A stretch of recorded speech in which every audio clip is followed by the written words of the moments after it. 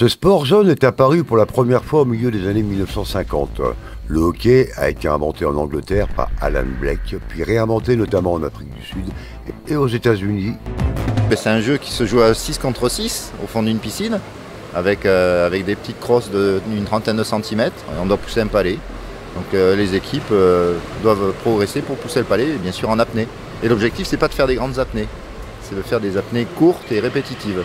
Afin de gagner en vitesse et maniabilité, certains précurseurs ont réduit la taille des crosses et se sont débarrassés des bouteilles.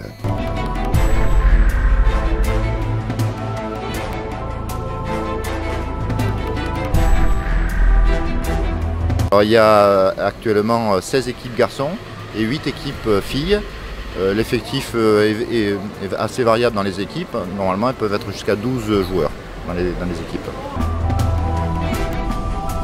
Le jeu oppose dans une piscine deux équipes pendant demi-temps de 10 minutes.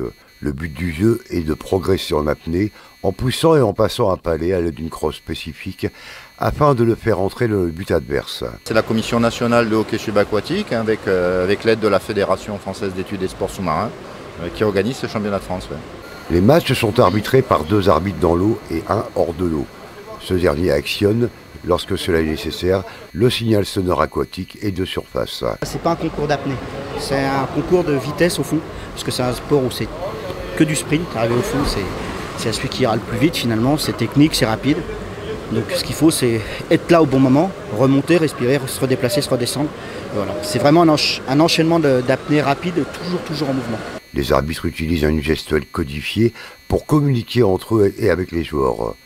Les arbitres de table qui notent le score sur la feuille de match s'occupent du chronomètre, peuvent se joindre aux trois autres arbitres. Il n'y a pas de carton, mais par contre, il y a des, comme au hockey sur glace, il y a des prisons. Sur des fautes importantes ou des répétitions de fautes mineures, on peut mettre des joueurs en prison, 2 minutes, 5 minutes, voire sur une expulsion définitive du match, si la faute est vraiment grave.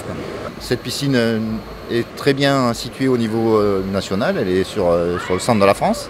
Donc c'est très pratique pour les déplacements, puis on a l'occasion d'avoir, grâce au partenariat avec le directeur de la piscine, assez facilement la piscine, ce qui n'est pas le cas partout. Et grâce au président de la Fédé, qui connaît bien la région, puisqu'il est issu de la région, je crois, il a très rapidement tissé des liens avec la piscine de Montluçon. Ouais.